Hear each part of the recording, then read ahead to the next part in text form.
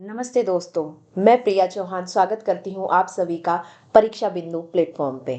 उम्मीद करती हूँ कि आप सभी हेल्दी होंगे, सेफ होंगे, अच्छे से पढ़ रहे होंगे।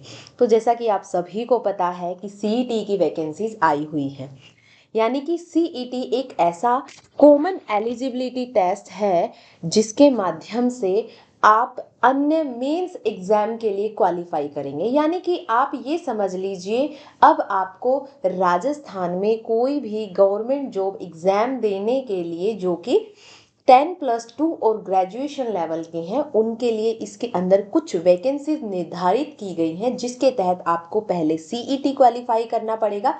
और अगर आप सीईटी क्वालिफाई करते हैं, उसी के बाद आप मेंस एग्जाम के लिए एलिजिबल रहेंगे।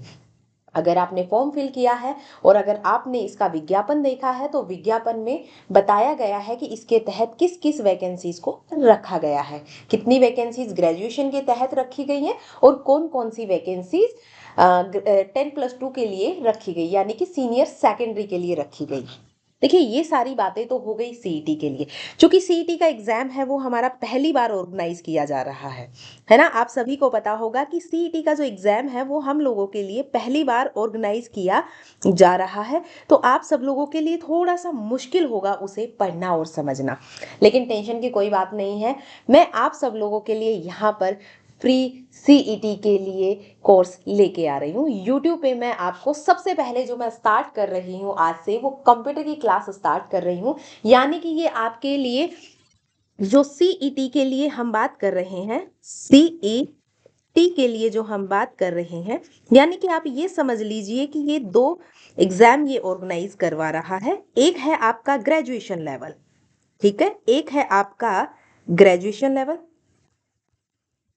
ठीक है, एक है आपका ग्रेजुएशन लेवल और दूसरा है आपका सीनियर सेकेंडरी लेवल।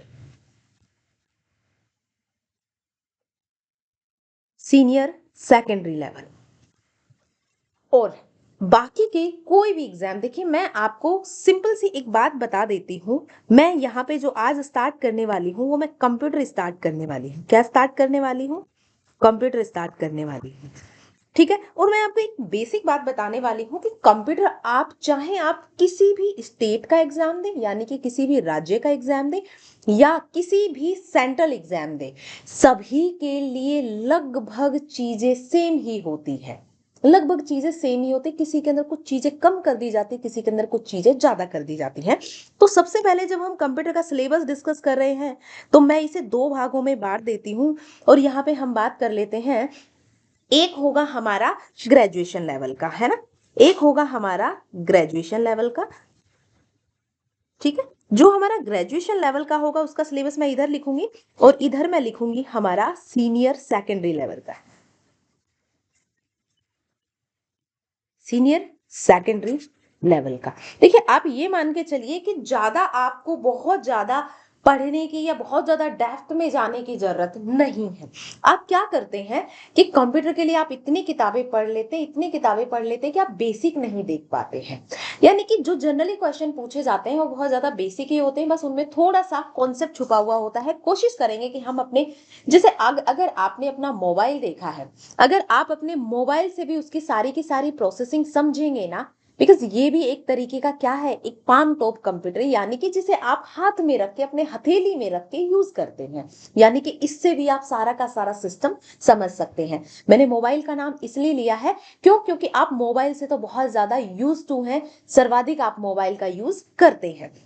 तो मैं यहाँ पे सबसे पहले आपको ग्रेजुएशन का सिलेबस बता देती हूँ और इधर मैं सीनियर सेकेंडरी लेवल का आपको सिलेबस बता देती हूँ। सबसे पहले अगर हम बात करें तो हम इसमें इसके सिलेबस की बात करें तो ज्यादा कुछ खास डिफरेंस नहीं है। बस आप यही याद रखिएगा कि क्वेश्चन के लेवल का डिफरेंस कर दिया जाएगा। यानी कि अगर ग्रेजुएशन लेवल पे है तो थोड़ा सा क्वेश्चन का लेवल बढ़ जाएगा और सीनियर सेकेंडरी लेवल पे है तो वो 12 के लेवल पे है तो उसमें क्वेश्चन 12th लेवल के ही पूछे जाएंगे। सबसे पहला जो है वो है आपका करेक्टरिस्टिक्स,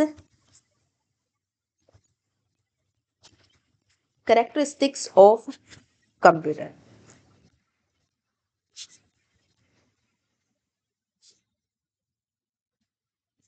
ठीक है, करेक्टरिस्टिक्स ऑफ कंप्यूटर। और मैं आपको बताना चाहूंगी सीनियर सेकेंडरी में भी ये आपका सेम ही है। कैरेक्टरिस्टिक्स ऑफ कंप्यूटर, सेम ही है ये भी आपका, characteristics of computer, characteristics of computer, of computer, characteristics of computer, ये भी आपका सेम ही है।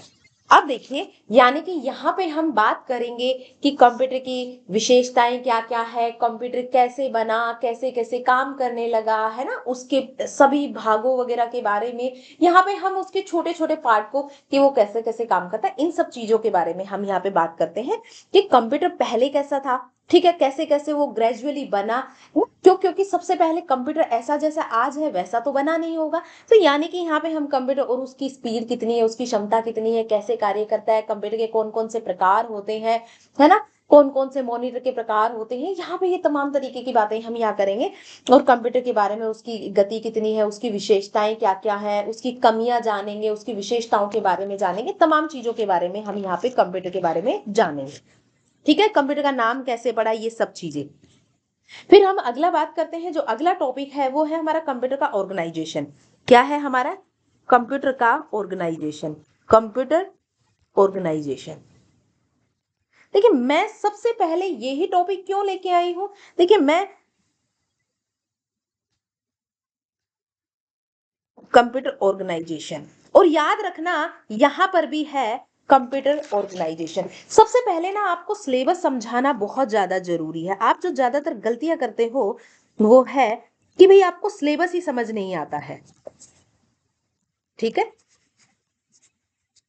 कंप्यूटर ऑर्गेनाइजेशन, ठीक है। तो सेकंड पार्ट है हमारा कंप्यूटर ऑर्गेनाइजेशन, यानी कि कंप्यूटर बना कैसे कैसे है, उसके अंदर कौन कौन सी, है ना, उसकी जैसे सीपीयू के कौन कौन से भाग होते हैं, उसके अंदर कौन कौन सी मेमोरी के टाइप होते हैं, है ना। यहाँ पे इन सब चीजों के बारे में हम बात करेंगे कि हार्डवेयर कौन सा होता है, सॉफ्टवेयर कौन सा होता है, ये तमाम तरीके की बातें हम कहाँ पे करने वाले, कंप्यूटर ऑर्गेनाइजेशन में। ये तमाम तरीके की बातें होंगी कि हार्डवेयर और सॉफ्टवेयर है वो कैसे कनेक्ट होते हैं, उनके बीच में क्या रिलेशनशिप है ना। ये जनरली क्वेश्चंस आपसे एग्जाम में भी पूछे जाते हैं। फिर देखिए, ग्रेजुएशन लेवल में एक टॉपिक एक्स्ट्रा है जिसे अपन बोल सकते हैं ऑपरेटिंग सिस्टम, जिसे आप ओएस भी बोलते हैं, ऑपरेटिंग सिस्टम की बात करते हैं। फिर आपका ये टॉपिक एक और है ऑपरेटिंग सिस्टम, है ना, लेकिन आपके यहाँ पे ये टॉपिक सीनियर सेकेंडरी में नहीं है ना। यहाँ पे ऑपरेटिंग सिस्टम आप ये समझ लीजिए, ऑपरेटिंग सिस्टम एक ऐसा माध्यम है जिसके जिसके द्वारा, जिस माध्यम से आप जो कंप्यूटर का हार्डवेयर है उससे इंटरेक्ट कर पाते हैं। क्यों? क्योंकि ऑपरेटिंग सिस्टम यानी कि आप कंप्यूटर की भाषा नहीं जानते, कंप्यूटर आपकी भाषा नहीं जानते। ऑपरेटिंग सिस्टम यानी कि विंडो एक ऑपरेटिंग सिस्टम ही है जिसके द्वारा आप कंप्यूटर से इंटरेक्ट कर पाते हैं, यानी कि कंप्यूटर से कनेक्ट हो पाते हैं, कंप्यूटर से अपनी चीजें कर पाते हैं। ठीक है, वो ऑपरेटिंग सिस्टम के अंदर आएंगे। और जो लास्ट वाला आपका पार्ट है वो है आपका एमएस ऑफिस, है ना, वो है आपका एमएस ऑफिस। अब आप कहेंगे एमएस ऑफिस क्या? देखिए, बचपन में ना आपने जो पेंटिंग वगैरह बनाने के लिए, है ना, और आपने छोटी छोटी पीपीटी बनाने की कोशिश की होगी या नहीं भी की होगी, तो आप ये समझ लो एमएस पावर पॉइंट, इसमें एमएस ऑफिस में हम किस किस की बात करेंगे, एमएस वर्ड की बात करेंगे, हम यहाँ पे एमएस एक्सेल की बात करेंगे, और यहाँ पे हम एमएस पावर पॉइंट की बात करेंगे, यानी कि तीन इनकी बात करने वाले हैं। और यहाँ पर भी ये टॉपिक सेम ही है, एमएस ऑफिस वाला। ठीक है ना। हो सकता है कि ये वाला टॉपिक समझने में एमएस ऑफिस में आपको एक बार थोड़ी सी समस्या आ सकती है अगर आपने कभी पहले नहीं पढ़ा है तो, लेकिन आपको यहाँ मैं कोई प्रॉब्लम नहीं आने दूंगी, क्योंकि मैं आपको विभिन्न प्रकार के चित्रों के माध्यम से इस तरीके से समझाऊंगी। बस आप उस कंटिन्यूटी को बनाए रखना, और आप ज्यादा से ज्यादा इस वीडियो को लाइक एंड शेयर करना, ताकि ज्यादा से ज्यादा लोग हमसे कनेक्ट हो पाए। और देखिए, जब ज्यादा से ज्यादा विद्यार्थी हमसे कनेक्ट होंगे तो हम लाइव स्ट्रीमिंग में क्लास लेंगे, और जब लाइव में क्लास ली जाती है तो आपको पढ़ने में और मुझे पढ़ाने में भी मजा आएगा। ठीक है, तो ये तो हो गया हमारा सिलेबस। ये हमने ग्रेजुएशन का सिलेबस डिस्कस कर लिया, और ये हमने सीनियर सेकेंडरी का सिलेबस डिस्कस कर लिया। दोनों में डिफरेंस इतना है कि देखिए भाई, अगर हम इसकी बात करते ग्रेजुएशन, तो ग्रेजुएशन में 4 टॉपिक आने वाले हैं, जबकि सीनियर सेकेंडरी की अगर हम बात करें तो इसमें 3 टॉपिक आने वाले हैं। देखिए, इसमें नेटवर्किंग वगैरह के बारे में कुछ खास बात हुई नहीं है, नेटवर्किंग वगैरह के बारे में हम नहीं जानेंगे, क्योंकि जो चीजें दी गई है, गिवन है, हम वही पढ़ेंगे। ज्यादा डेप्थ में हम नहीं जाएंगे, ज्यादा परेशान हम नहीं होंगे, है ना। सिंपल सी चीजें, साधारण सी चीजें बताई गई हैं, और सीनियर सेकेंडरी का तो इतना बेसिक सा सिलेबस है ना, इसमें तो ऑपरेटिंग सिस्टम भी नहीं दिया गया है। ठीक है, चलिए, तो ये हो गया आपका सिलेबस डिस्कशन, है ना। चलिए, अब सबसे पहले हम कंप्यूटर के बारे में बात कर लेते हैं कि भाई कंप्यूटर है क्या, जिसका इतना हवा बना हुआ है, जिसका आपको इतना डर लगता है। ठीक है, बहुत ही बेसिक है, मैं आपको बता देती हूँ, बस बने रहिएगा, इस तरीके से लगातार पढ़ते रहिएगा। आपको हैंड रिटन नोट्स भी अवेलेबल करवाए जाएंगे, जिसे जो मात्र आपको 15 से 20 पेजेस में मिलेंगे। और देखिए, कंप्यूटर को पढ़ना इसलिए भी जरूरी है कि अगर आप 15 क्वेश्चन सही से करके आओगे तो 30 नंबर मिलने वाले हैं। आप कितने नंबर मिलने वाले हैं? 30 नंबर।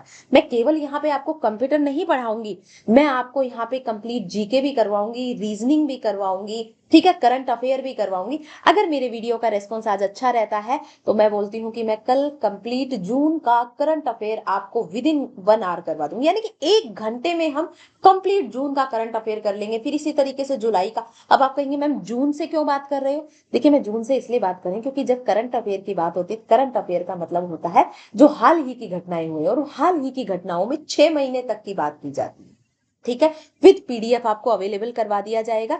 ठीक है, यहाँ पे मैं आपको अपना टेलीग्राम चैनल वगैरह सब कुछ मेंशन कर दूंगी। मेरा टेलीग्राम चैनल है परीक्षा बिंदु, ठीक है, PARIKSHABINDOO, परीक्षा बिंदु बाय प्रिया चौहान।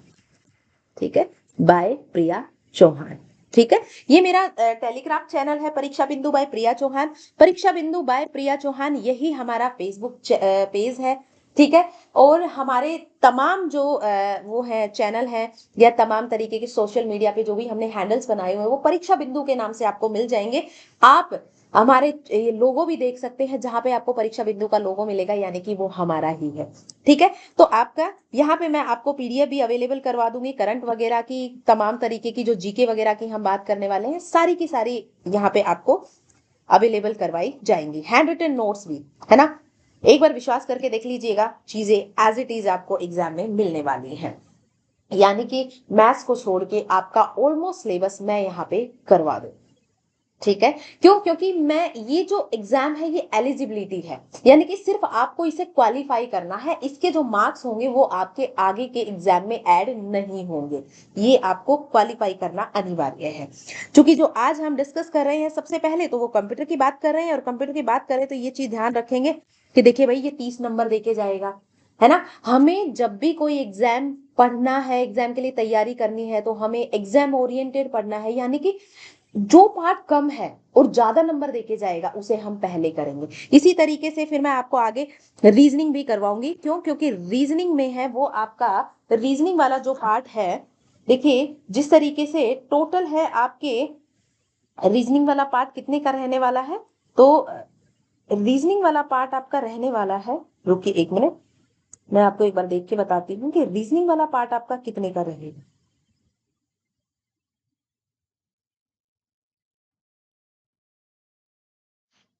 रीजनिंग में, मतलब रीजनिंग और मैथ्स के हैं वो टोटल आई थिंक 45 क्वेश्चंस आने वाले हैं, 45 मार्क्स क्वेश्चंस आने वाले हैं, है ना, 45 मार्क्स के, है ना।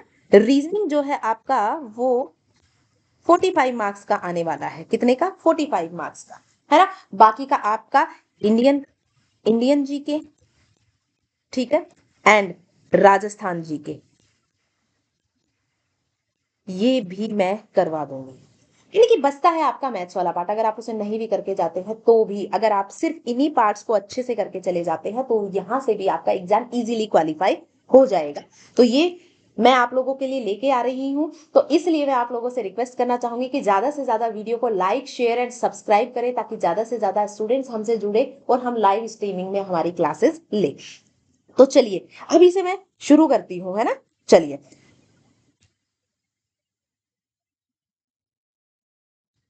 चलिए, देखिए अब हम बात करते हैं, देखिए कंप्यूटर के, है ना। जब हमने कंप्यूटर का डिस्कशन आज से शुरू किया है तो सबसे पहले हम बात भी कंप्यूटर की ही करने वाले हैं। देखिए, एक एक वर्ड पे ध्यान दीजिएगा, एक एक चीज, और एक चीज याद रखिएगा, जिस तरीके से मैं पढ़ाती हूँ आप बिल्कुल भर भर के थ्योरी में ना लिखे। जिस तरीके से मैं पढ़ाती हूँ उसी तरीके से पेपर और वो क्या बोलते हैं कॉपी और नोटबुक और पेन लेके बैठे, और जैसे जैसे मैं डायग्राम बनाते हुए रफ नोट्स बनाती हूँ, याद रखिएगा थ्योरी में आपको बहुत ज्यादा लिखना पड़ता है, जबकि आप जो रफ नोट्स बनाते हैं वो आपके लिए, क्यों? क्योंकि आपको लिखना तो वही है, लेकिन उसमें आप पूरी पूरी राम कहानी लिखते हैं। हमें राम कहानी की जरूरत नहीं है, बस हमें एग्जाम ओरिएंटेड फैक्ट्स की जरूरत है। तो मैं भी आपको नोट्स अवेलेबल करवाऊंगी, प्लस आप खुद के भी हैंड रिटन नोट्स यहाँ पे तैयार कीजिएगा। अच्छा लगेगा आपको भी,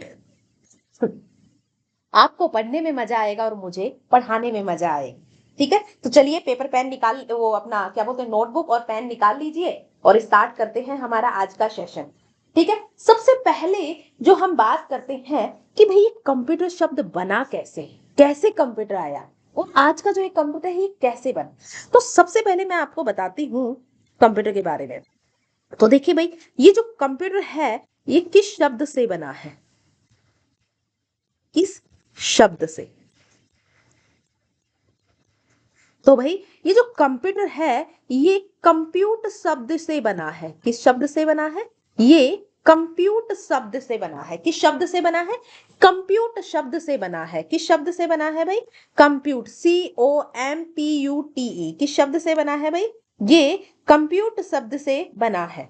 ठीक है, किस शब्द से बना है? ये कंप्यूट शब्द से बना है। किस शब्द से बना है? कंप्यूट शब्द से बना है। मैं यहाँ पे लिख देती हूँ कंप्यूट। ठीक है, देखिए कंप्यूट शब्द से बना है और इस कंप्यूट शब्द का अर्थ क्या होता है? देखिए इस कंप्यूट शब्द का अर्थ होता है गणना करना। क्या होता है? गणना करना। यानी कि उन्हें ये नहीं पता था कि आज जो मैं एक क्लास ले रही हूँ लाइव, ये मैं कंप्यूटर की ही सहायता से ले रही हूँ, कि इसके ये भी यूजेस होंगे। उन्होंने जब शुरुआत में कंप्यूटर बनाया तो वो गणना करने के लिए बनाया। किसके लिए बनाया? गणना करने के लिए बनाया, कि पहले जोड़ने घटाने गुणा करने भाग करने में, बड़ी बड़ी कैलकुलेशंस करने में, है ना, बहुत समय लगता था। उस समय को कम करने के लिए कंप्यूटर बनाया गया जिसका अर्थ था गणना करना। देखिए ये शब्द जो है ये कहां से लिया गया है? तो ये जो शब्द है, ये शब्द जो है, आप देखिए मैं यहाँ पे दोनों, ये शब्द अंग्रेजी व लैटिन भाषा, अंग्रेजी या लैटिन भाषा, ठीक है, अंग्रेजी या लैटिन भाषा का शब्द है ये। किसका शब्द है? अंग्रेजी या लैटिन भाषा का शब्द है। देखिए अब यहां से क्या क्या क्वेश्चन तैयार हो गए आपके। कंप्यूटर है वो किस शब्द से बना है? कंप्यूट से बना है। कंप्यूट का अर्थ क्या होता है? गणना करना होता है। ये किस शब्द से, मतलब किस भाषा का शब्द है? किस भाषा का, है ना, किस भाषा का। अगर आपसे पूछ लेता है ये किस भाषा का शब्द है, तो या तो ऑप्शन में अंग्रेजी गिवन होगा या लैटिन गिवन होगा। यानी कि या तो अंग्रेजी शब्द दे रखा होगा या लैटिन शब्द दे रखा होगा, कि ये अंग्रेजी या लैटिन भाषा के शब्द से बना है। कंप्यूट, है ना, जिसका अर्थ होता है गणना करना। ठीक है, ये कंप्यूटर है, ये कंप्यूट शब्द से बना है। किससे बना है? कंप्यूट शब्द से बना है और इसका अर्थ होता है गणना करना। और ये किस भाषा का शब्द है? ये अंग्रेजी या लैटिन भाषा का शब्द है। यानी कि अब इस बात से एक बात जाहिर होती है कि शुरुआत में कंप्यूटर केवल गणना करने के लिए ही बनाया गया था। अगर आपसे पूछ लेता है कि जब इतिहास में पहली बार कंप्यूटर बनाया गया था तो उसका उद्देश्य क्या था, तो कंप्यूटर का जो पहला उद्देश्य था वो था गणना करना, इसलिए इसका नाम कंप्यूटर रखा। लेकिन आज अगर हम बात करें तो देखिए हम तमाम तरीके के डॉक्यूमेंट्स बना के उसमें रखते हैं, तमाम तरीके के email, audio, video call, conferencing, classes लेना, तो तमाम तरीके के काम हम किसके माध्यम से करते हैं? कंप्यूटर के माध्यम से करते हैं। यानी कि अब अगर उसका इस्तेमाल पूछे तो अब तो बहुत इस्तेमाल है। यानी कि अब, है ना, पहले किस लिए था? पहले किस लिए, है ना, शुरुआत में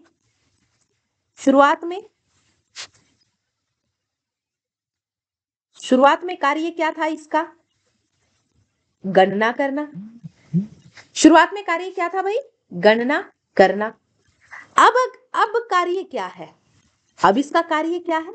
तो वही देखिए, जितने भी काम आप करते हो ना अपने मोबाइल, कंप्यूटर, लैपटॉप वगैरह पे, सब लिख दो। देखिए, डाटा सेव करना यानी कि डाटा स्टोर करना,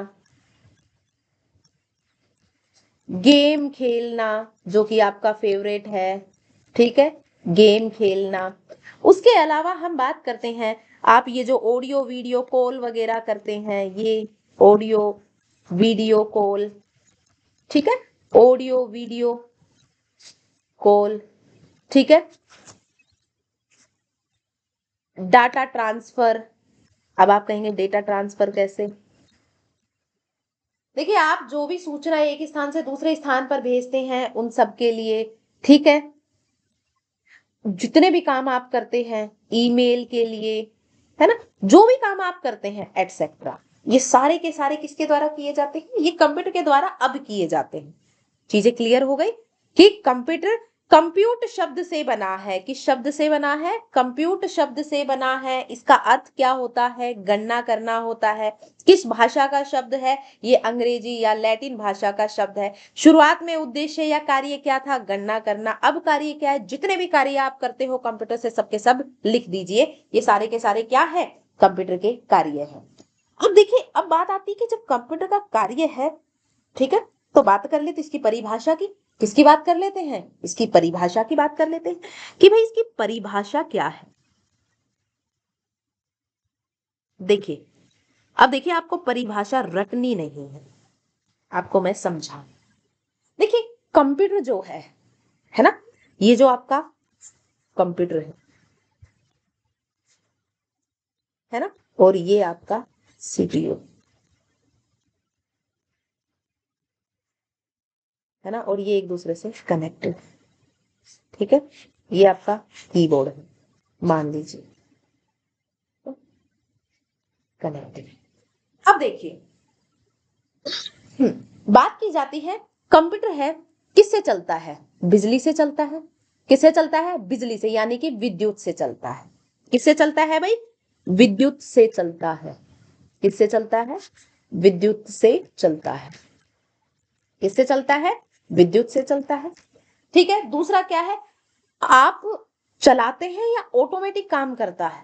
भाई ये कोई चारा काटने की मशीन तो है नहीं जिसे आप हाथ से घुमाओगे, ये ऑटोमेटिक चलता है, यानी कि ये ऑटोमेटिक चलता है। ऑटोमेटिक चलता है, या मैं इसे बोल सकती हूँ स्वचालित है। स्वचालित है यानी कि खुद से चलता है ना, विद्युत से चलता है, स्वचालित है। क्या ये एक मशीन है? हाँ, ये एक मशीन है। ठीक है, तो ये विद्युत से चलने वाली एक इलेक्ट्रॉनिक मशीन है, या ये विद्युत से चलने वाली एक इलेक्ट्रॉनिक सॉरी विद्युत से चलने वाली एक स्वचालित मशीन है, या एक ऑटोमेटिक मशीन है। ठीक है, जिसका कार्य होता है, जिसका कार्य क्या होता है? गणना करना, और हम इनपुट के रूप में उसे डेटा देते हैं, वो प्रोसेस करता है, हमें आउटपुट के रूप में प्रदान करता है, और फिर हम उसे सेव कर लेते हैं। ठीक है, अब देखिए क्या हो गया, कंप्यूटर एक इलेक्ट्रॉनिक मशीन है। ठीक है, कंप्यूटर क्या है? तो मैं यहां परिभाषा में यही चीज लिख दूं, कंप्यूटर विद्युत से चलने वाली, कंप्यूटर विद्युत से चलने वाली एक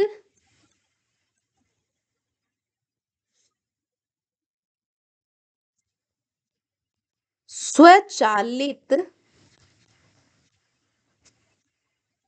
मशीन है। ठीक है, कंप्यूटर विद्युत से चलने वाली एक क्या है? एक स्वचालित मशीन है। ठीक है, जिसे हम प्रोसेस करने के लिए डेटा देते हैं। ठीक है, वो उसे सूचना में बदलता है। ठीक है, और फिर उसे भविष्य में उपयोग के लिए हम स्टोर करके रखते हैं। कंप्यूटर क्या है? कंप्यूटर विद्युत से चलने वाली एक स्वचालित मशीन है। कंप्यूटर विद्युत से चलने वाली एक स्वचालित मशीन है, जिसका कार्य है गणना करना, ठीक है, डाटा को प्रोसेस करके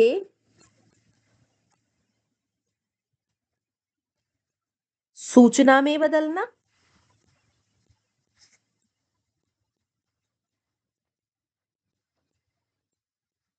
और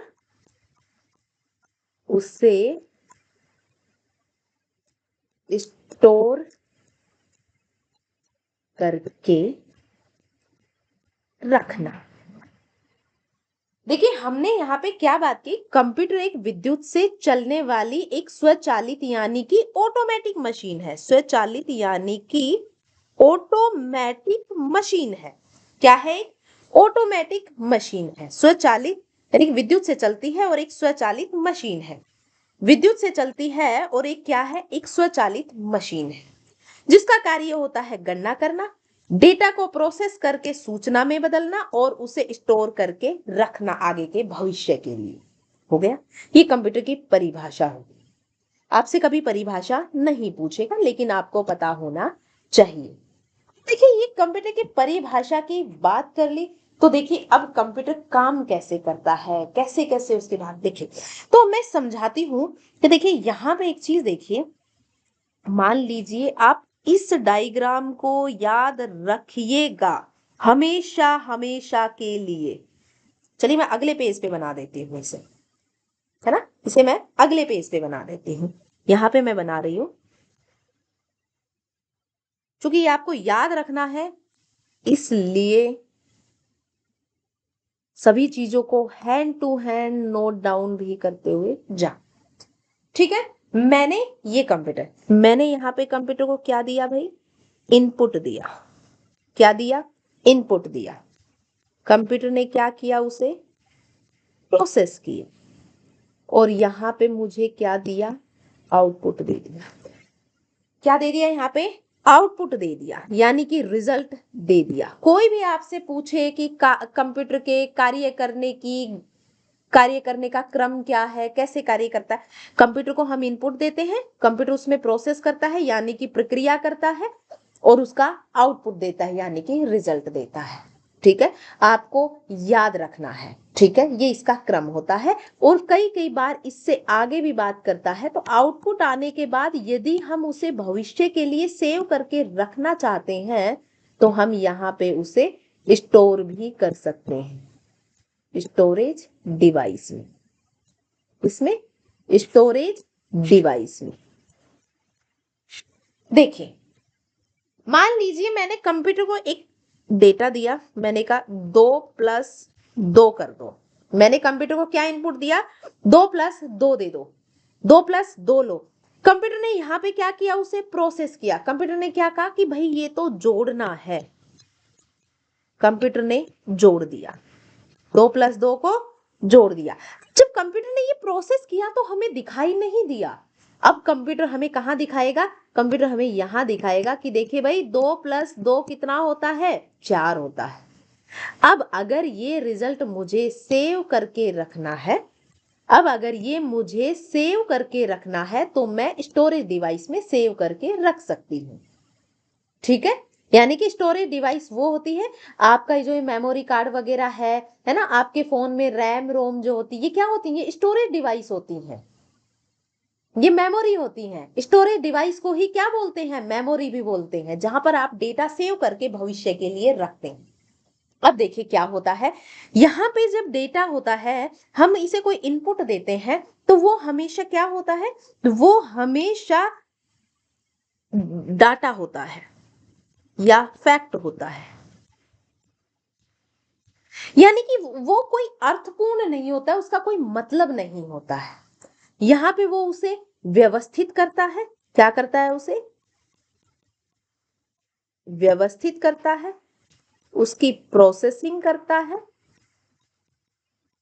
उसका वर्गीकरण करता है यानी कि उसका क्लासिफिकेशन करता है, वर्गीकरण करता है। देखिए मैंने कंप्यूटर को कोई भी इनपुट दिया, उसने प्रोसेस किया और यहाँ पे उसने मुझे रिजल्ट दे दिया। आप इस चीज को छोड़ दो, है ना, इसको बाद में समझाएंगे, थोड़ा सा कंफ्यूज हो जाएंगे। कोई नहीं, सिर्फ इसी को ध्यान, है ना, जोड़ना कि यहाँ पे 2+2 जोड़ना। अब देखिए कंप्यूटर को मैंने इनपुट दिया, कंप्यूटर ने उसे प्रोसेस किया और यहाँ पे मुझे रिजल्ट निकाल के दे दिया। और अगर आप मुझे वो भविष्य के लिए सेव करना है तो मैं यहाँ मेमोरी में सेव कर सकती हूँ। इसे मेमोरी भी बोल सकते हैं, इसे मेमोरी भी बोल सकते हैं। और यहाँ पे भविष्य के लिए मैं सेव करके इसे रख सकती हूँ। ठीक है, हो गया यहाँ तक का। ये कंप्यूटर का तरीका हो गया कि कंप्यूटर किस क्रम में कार्य करता है। पहले इनपुट देते हैं, फिर प्रोसेस होता है, फिर आउटपुट आता है। और अगर हम उसे भविष्य के लिए सेव करके रखना चाहते हैं तो हम स्टोरेज डिवाइस में उसे स्टोर भी कर सकते हैं। ये क्रम बहुत सी बार एग्जाम में आपसे पूछा जाता है। ये क्रम आपसे बहुत सी बार पूछा जाता है कि कंप्यूटर का बुनियादी कार्य का क्रम क्या है, तो वो यही क्रम है। चलिए अब बात कर लेते हैं सिंपल सी कि भाई कंप्यूटर के अब घटक कौन कौन से होते हैं।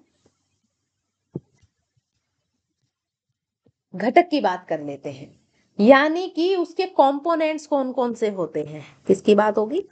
कंपोनेंट्स की बात होगी, उसके घटक कौन कौन से हैं। तो भाई देखिए, कंप्यूटर के कुछ भाग ऐसे होते हैं जिन्हें आप छू करके देख पाते हैं, और कुछ भाग ऐसे होते हैं जिन्हें आप छू करके देख नहीं सकते। कुछ भाग ऐसे होते हैं जिन्हें आप छू करके देख पाते हैं, कुछ भाग ऐसे होते हैं जिन्हें आप छू करके नहीं देख पाते। जिन्हें आप छू करके देख सकते हैं वो आपके हार्डवेयर कहलाते हैं, यानी कि भौतिक रूप से विद्यमान, भौतिक रूप से विद्यमान। सॉफ्टवेयर वो होते हैं जिन्हें छू नहीं सकते, जिन्हें छू नहीं सकते, जिन्हें छू नहीं सकते। यानी कि हार्डवेयर को आप छू सकते हो। ठीक है, हार्डवेयर को आप छू सकते हो, छू सकते हैं। देखिए सिंपल सा, अब आपको याद रखना है कंप्यूटर के वो जितने भी भाग जिन्हें आप हाथ लगा पा रहे हो, हाथ लगा के देख सकते हो, टेंजिबल हैं, जिन्हें आप जो फिजिकली प्रेजेंट है, यानी कि भौतिक रूप से विद्यमान है, जो मूर्त रूप में है, सारे के सारे क्या है भाई? हार्डवेयर है। जैसे आप उसको सीपीयू को हाथ लगा के देख सकते हो, देख सकते हो। ठीक है, आप मॉनिटर को हाथ लगा के देख सकते हो, देख सकते हो। क्या आप विंडो को हाथ लगा के देख सकते हो क्या, जो कंप्यूटर में डलती है? नहीं लगा सकते, वो क्या हो गई? सॉफ्टवेयर हो गई। अच्छा, आपके फोन में जो ये व्हाट्सएप वगैरह चलते हैं, आपको पता है कि ये चलता तो है, लेकिन क्या आप उसे हाथ लगा सकते हैं? नहीं, तो ये क्या हो गई? ये सॉफ्टवेयर हो गए। तो वो जितने भी भाग कंप्यूटर के जिन्हें आप छू सकते हैं वो हार्डवेयर, और जिन्हें आप छू नहीं सकते वो सॉफ्टवेयर। क्योंकि मैं इसके बारे में ज्यादा डिटेल में बात नहीं कर रही हूँ, आगे हम डिटेल में जो सेकंड यूनिट है उसमें हम इसका कंप्लीट इसको पूरा डिस्क्राइब करेंगे और इसके बारे में चीजें भी लिखेंगे। अभी तो हम, और इसका एक भौतिक, एक इसका घटक होता है डाटा। क्या होता है इसका एक घटक? डाटा होता है। ठीक है, ये सिंपल सी चीजें हैं, ये सिंपल सी चीजें हैं। ठीक है, ये कंप्यूटर के घटक हो गए हैं। कौन कौन से हो गए? हार्डवेयर हो गया, सॉफ्टवेयर हो गया, डाटा हो गया। क्या ये चीजें समझ आई? ये इंपॉर्टेंट है, ये एग्जाम में आपसे इसका क्रम पूछा जाता है, क्योंकि मैं भी आपको क्वेश्चन के साथ यहाँ पे थ्योरी के साथ साथ क्वेश्चंस भी करवाऊंगी। क्वेश्चन की क्लास जरूर लीजिएगा, जिससे आपको पता चलेगा। जिस दिन हम यहाँ पे थ्योरी करेंगे उसी दिन हम कोशिश करेंगे कि उसके क्वेश्चंस भी सॉल्व करें, ताकि आपको पता चल जाए कि क्वेश्चन किस तरीके से एग्जाम में पूछा जाता है।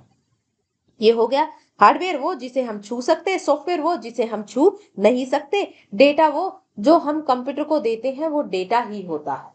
ठीक है, और वो प्रोसेस करके डेटा को किस में बदल देता है? इंफॉर्मेशन में बदल देता है। यानी कि अब यहाँ पे मैं डेटा को यहाँ पे आपको थोड़ा सा डिस्क्राइब करना चाहूंगी। अब बात कर लेते हैं डेटा। देखिए डेटा क्या होता है? अर्थपूर्ण नहीं होता, अर्थपूर्ण नहीं होता, है ना? व्यवस्थित भी नहीं होता,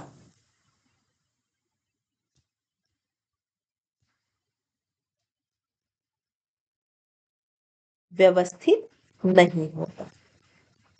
देखिए कंप्यूटर को जब भी आप डेटा देते हो, किस रूप में देते हो? इनपुट के रूप में आप कंप्यूटर को डेटा देते हो, लेकिन वो क्या नहीं होता है? वो व्यवस्थित नहीं होता है। फिर कंप्यूटर के द्वारा यहाँ पे प्रोसेस किया जाता है। क्या किया जाता है? प्रोसेस किया जाता है। क्या किया जाता है भाई? प्रोसेस किया जाता है, यानी कि उसे अर्थपूर्ण बनाया जाता है। क्या बनाया जाता है? अर्थपूर्ण बनाया जाता है, उसे व्यवस्थित किया जाता है और उसका वर्गीकरण किया जाता है। हो गया।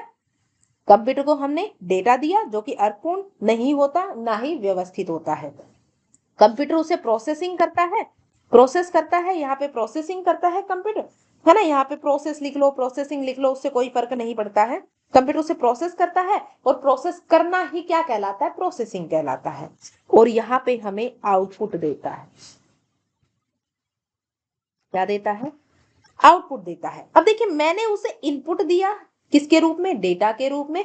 कंप्यूटर ने उसे प्रोसेस किया और कंप्यूटर प्रोसेस करने के बाद इस डेटा को क्या बना देता है? सूचना बना देता है। क्या बना देता है भाई? सूचना बना देता है।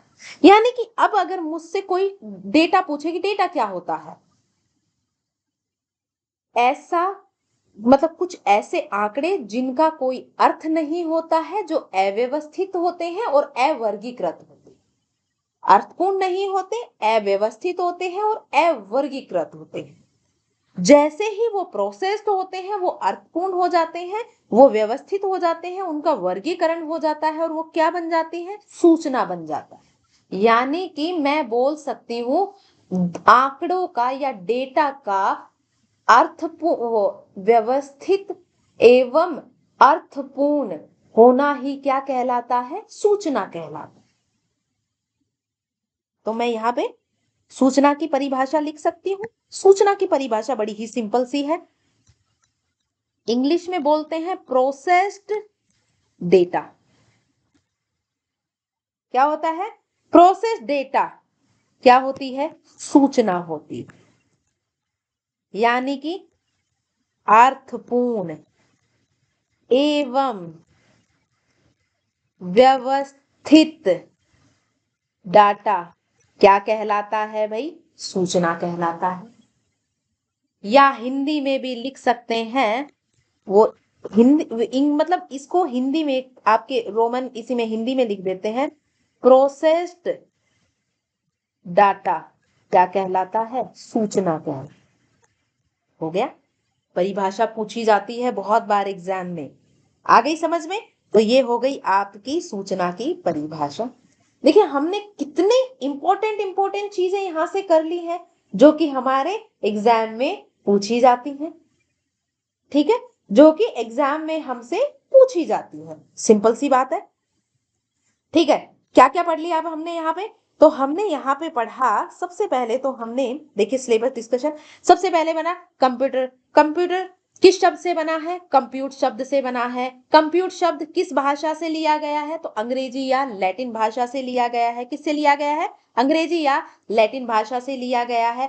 अर्थ क्या होता है कंप्यूट का? तो कंप्यूट का अर्थ होता है गणना करना। क्या होता है कंप्यूट का अर्थ? गणना करना। शुरुआत में कार्य क्या था? तो भाई शुरुआत में जब कंप्यूटर बनाया गया था तो वो गणना करने के लिए बनाया गया था। अब क्या कार्य? तो भाई जितने भी कार्य अब करते हो आप कंप्यूटर से, फोन से, सारे के सारे तमाम तरीके के काम आप लिख देना कंप्यूटर के। चलिए आगे बात करते हैं।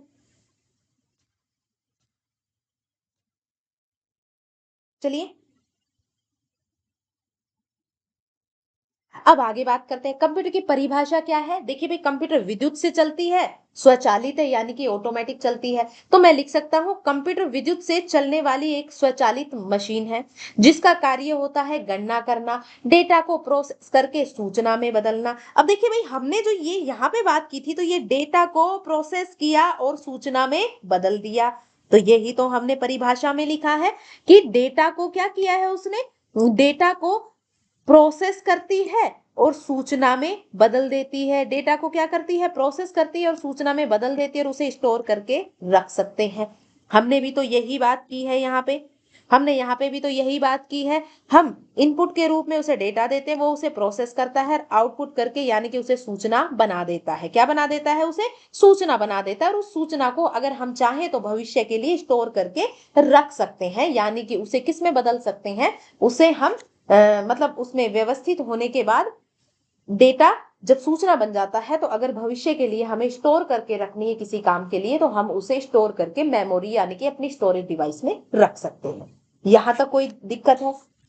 मुझे लग रहा है कि यहां तक तो कोई चीज दिक्कत नहीं कर रही होगी, सारी चीजें बड़ी ही आसानी से समझ आ रही होगी।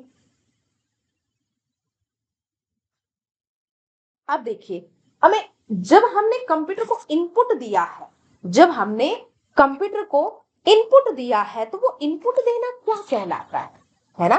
है ना? कंप्यूटर को कार्य करने के लिए जो आदेश देते हैं वो क्या कहते हैं? चलिए छोटी छोटी चीजें और बता देती हूँ। देखिए, अब देखिए कंप्यूटर को हमने यहीं से समझेंगे ना सारा। आपको अगर ये डायग्राम आ गया ना, इसी से सारी चीज। कंप्यूटर को हमने क्या दिया? इनपुट, है ना? यहाँ पे क्या हुआ? प्रोसेस हुआ। और यहाँ पे क्या हो गया? उसका आउटपुट आ गया। ठीक है। अब देखिए भाई, मैंने कंप्यूटर को जो आदेश दिया है, यानी कि यहाँ पे जो इनपुट दिया है, मैंने कंप्यूटर को जो आदेश दिया है, कंप्यूटर को आदेश देना क्या कहलाता है? कंप्यूटर को आदेश देना क्या कहलाता है? अनुदेश। क्या कहलाता है? अनुदेश, यानी कि इंस्ट्रक्शन। क्या कहलाता है भाई? अनुदेश देना यानी कि इंस्ट्रक्शन देना। ठीक है। और जो कंप्यूटर के अनुदेश जो होते हैं ना, कंप्यूटर को जो हम अनुदेश देते हैं, उन अनुदेशों को क्या कहते हैं? अनुदेशों को क्या कहते हैं? अनुदेशों को क्या कहते हैं?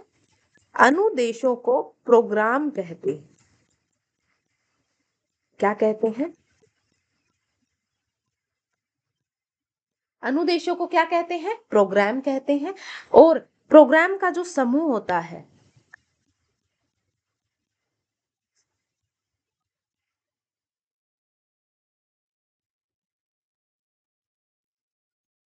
क्या कहलाता है? सॉफ्टवेयर। क्या कहलाता है भाई? सॉफ्टवेयर कहलाता है। अब देखिए, कंप्यूटर को जो भी हम कार्य देते हैं, आदेश देते हैं, वो अनुदेश कहलाते हैं। अनुदेशों को क्या कहा जाता है? प्रोग्राम कहा जाता है। प्रोग्राम का समूह क्या कहलाता है? सॉफ्टवेयर कहलाता है। प्रोग्राम का समूह क्या कहलाता है? सॉफ्टवेयर। तो मैं बोल सकती हूँ आदेश क्या हो गया? अनुदेश।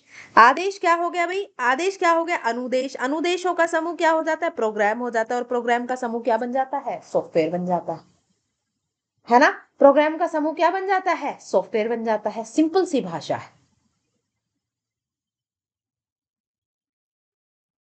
ठीक है, हो गया। देखिए, अब यहाँ पे मैंने दो तीन चीजें और सीख ली। कंप्यूटर को मैं कोई भी काम देती हूं करने के लिए, आदेश देना क्या कहलाता है भाई? अनुदेशन कहलाता है। आदेश देना यानी कि कमांड देना, इसे बोलते हैं कमांड देना। मैं कंप्यूटर को कोई भी आदेश देती हूँ या कमांड देती हूँ, उसे क्या कहा जाता है? अनुदेशन कहा जाता है। यानी कि कौन सा कार्य किस तरीके से मतलब कौन सा कार्य करना है, ये मैंने उसे आदेश दे दिया, यानी कि कमांड दे दिया। कंप्यूटर को जो मैंने अनुदेश दिए हैं, वो अनुदेश सारे के सारे क्या कहलाते हैं? जब मैं उनको समूह में देती हूँ तो वो क्या कहलाते हैं? प्रोग्राम कहलाते हैं। क्या कहलाते हैं? प्रोग्राम कहलाते। और जो प्रोग्राम का समूह होता है वही क्या कहलाता है? सॉफ्टवेयर कहलाता है। क्या ये चीजें क्लियर हुई? मुझे लगता है ये बहुत ही आसान सी चीज है, जो कि आपको बड़े ही आराम से समझ आ गई होगी। अब देखिए, ये तो हो गया आदेश। अब इसके बाद हम बात करते हैं कि भाई कंप्यूटर की विशेषता क्या होती है ना? कंप्यूटर की विशेषताओं की भी तो बात कर ले कि कंप्यूटर में क्या क्या विशेषता होती है ना? देखिए भाई, उसकी गति जो होती है ना कंप्यूटर की, बहुत फास्ट होती है। तो मैं यहाँ पे कंप्यूटर की विशेषताओं की बात कर लेती हूँ। किसकी बात कर लेती हूँ? कंप्यूटर की विशेषता। किसकी बात कर लेती हूं मैं? कंप्यूटर की।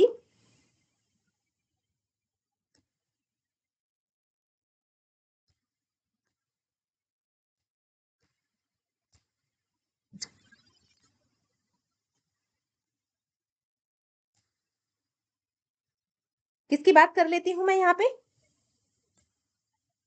कंप्यूटर की विशेषता, ठीक है, यानी कि उसकी कैरेक्टरिस्टिक्स।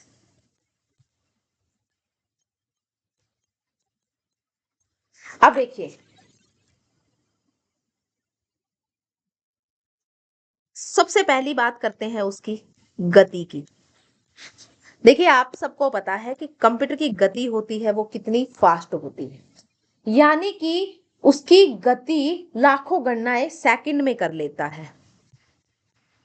लाखों गणनाएं, लाखों गणनाएं, लाखों गणनाएं सेकंड्स में, है ना। मुझे लग रहा है ये बार बार थोड़ी सी प्रॉब्लम कर रहा है ना। लाखों गणनाएं कैसे कर लेता है? सेकंड्स में कर लेता है ना। लाखों गणनाएं सेकंड्स में कर लेता है। अब गति को मापते कैसे हैं, यहां पे बात करते हैं गति को मापते कैसे। कंप्यूटर की जब भी हम गति की बात करेंगे तो उसे हर्ट्ज में मापा जाता है। किसमें मापा जाता है? उसे हर्ट्ज में, यानी कि उसे HZ में मापा जाता है।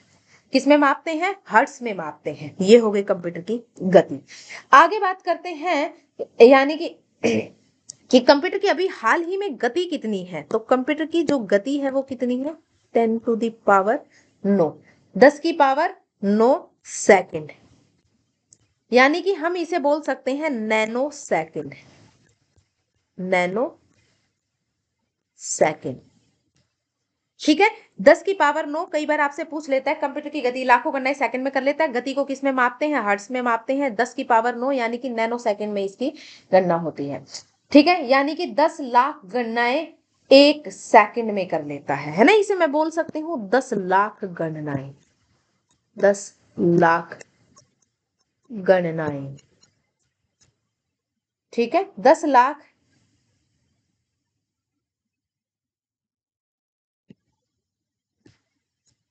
या आप लिख सकते हो इसे 10 लाख निर्देश, ठीक है, निर्देशों को 1 सेकंड में, ठीक है। 10 लाख निर्देशों को 1 सेकंड में प्रोसेस करता है, 1 सेकंड में प्रोसेस करता है। यानी कि अगर कोई आपसे पूछे कि वो 10 लाख निर्देश है, 10 लाख कार्य है ना, 1 सेकंड में कर देता है। हमने उसे जो 10 लाख निर्देश दिए हैं वो उसे 1 सेकंड में कर देगा, है, ठीक है। तो अब कंप्यूटर के मापते किस में है? इसकी गति को हर्ट्ज में मापते हैं। अब देखिए गति की जो इकाई है वो क्या है ना भाई। इसकी इसकी स्पीड को किस में मापते हैं? इसकी गति को मापते हैं हर्ट्ज में। तो इसके लिए गति को मापने के लिए जो लिखा जाता है वो लिखा जाता है MIPS, ठीक है। ये जो हमने लिखा है अभी MIPS, यानी कि मिलियन इंस्ट्रक्शंस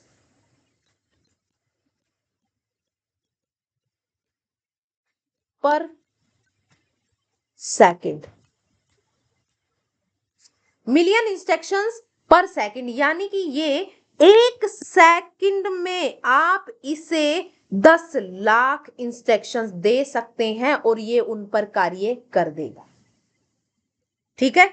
अब देखिए क्या क्या गति, ये लाखों गणनाएं कर सकता है सेकंड में। इसकी गति को किस में मापते हैं? हर्ट्ज में मापते हैं। इसकी पावर क्या है? 10⁹9 सेकंड, यानी कि नैनो सेकंड। ये 10 लाख गणनाएं 1 सेकंड में कर सकता है, इसलिए इसकी गति का जो मापन है वो MIPS में किया जाता है, यानी कि मिलियन इंस्ट्रक्शंस पर सेकंड। किसमें किया जाता है? मिलियन इंस्ट्रक्शंस पर सेकंड में इसकी गति का मापन किया जाता है। ये जो भी काम करता है ना, वो काम क्या होता है? त्रुटि रहित रहता है। इसका कार्य कैसा रहता है?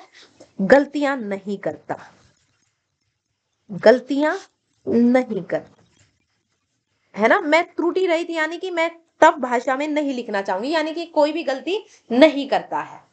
स्वचालित है, यानी कि मुझे चारा काटने वाली मशीन या किसी ट्रैक्टर वगैरह गाड़ी वगैरह की तरह इसे चलाना नहीं पड़ता है। स्वचालित मशीन, मशीन है, यानी कि ऑटोमेटिक चलता है भाई। कैसा चलता है? ऑटोमेटिक चलता है। ठीक है, ऑटोमेटिक चलता है। आगे, ठीक है, ये इसकी विशेषता हो गई। अब इसके अलावा हम इसमें बहुत सारा डेटा एक साथ सेव कर सकते हैं।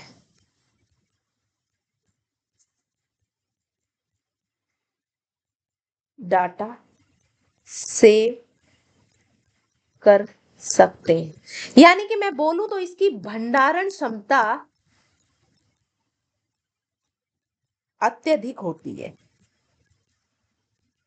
अत्यधिक होती है। यानी कि ये भाई आपने देखा होगा ना कि आप एक ही कंप्यूटर के अंदर कितने कितने चीजें सेव करके रखते हैं, यानी कि इसकी भंडारण क्षमता क्या होती है? बहुत ज्यादा होती है ना। कार्य गति बहुत ज्यादा फास्ट होती है। ठीक है, अब देखिए ये रिलायबल होता है, यानी कि विश्वसनीय होता है। भाई ये आपका कोई भी डेटा खुद से खराब नहीं करेगा जब तक कि आप उसे कहीं से खुद से डिलीट विलीट ना करें, यानी कि ये विश्वसनीय होता है। इसने जो भी काम किया उस पर आप विश्वास कर सकते हो। यानी कि अगर मैं इसको वैसे बोलना चाहूं तो यहाँ पे इंग्लिश में मैं एक वर्ड लिखना चाहूंगी कि आप इसे रिलायबल बोल सकते हैं। क्या बोल सकते हैं? रिलायबल। रिलायबल क्या होता है? ये रिलायबल होता है। ठीक है, रिलायबल होता है यानी कि विश्वसनीय होता है। चल आगे बात करते हैं। आगे क्या होता है? ये एक समय में बहुत सारे कार्य एक साथ कर सकता है। एक समय में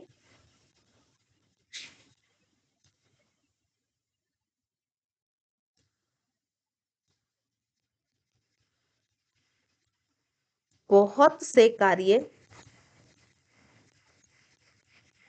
एक साथ कर सकता है। ठीक है, चलिए अब देखिए, है ना, और तो आपकी भाई ये लगातार कार्य कर सकता है ना, गोपनीयता को बनाए रखता है, गोपनीय होता है।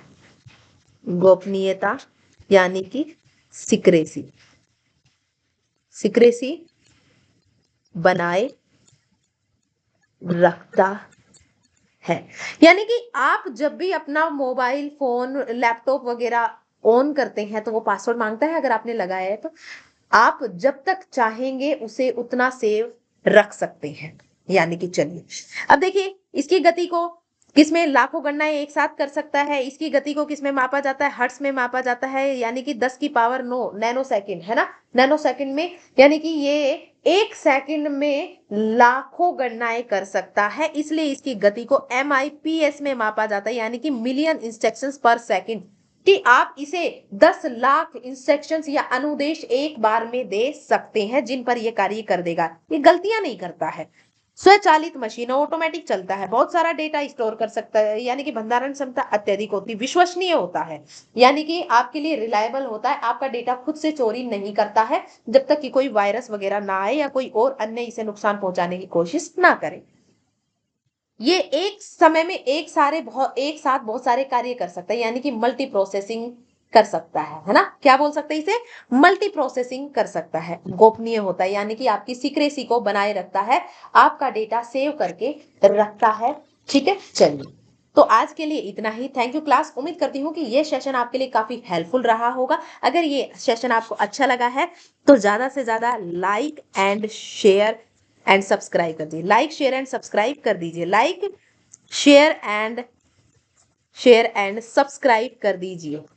अगर आप लाइक शेयर एंड सब्सक्राइब करते हैं तो देखिए हम आप लोगों के लिए ज्यादा से ज्यादा यहाँ पे वीडियोस लेके आएंगे और उन विद्यार्थियों तक भी ये वीडियोस पहुंचेंगी, उन विद्यार्थियों को भी इससे लाभ होगा जो कि फीस अफोर्ड करने में सक्षम नहीं है, यानी कि फीस नहीं भर पाते हैं। तो हमारा प्रोग्राम सभी के लिए है, आपका काम है इसे लाइक करना, शेयर करना एंड सब्सक्राइब करना। और हम रीट के लिए भी ICT का प्रोग्राम लेके आने वाले। तो आज के लिए इतना ही। थैंक यू क्लास, बाकी की बातें करेंगे नेक्स्ट सेशन में।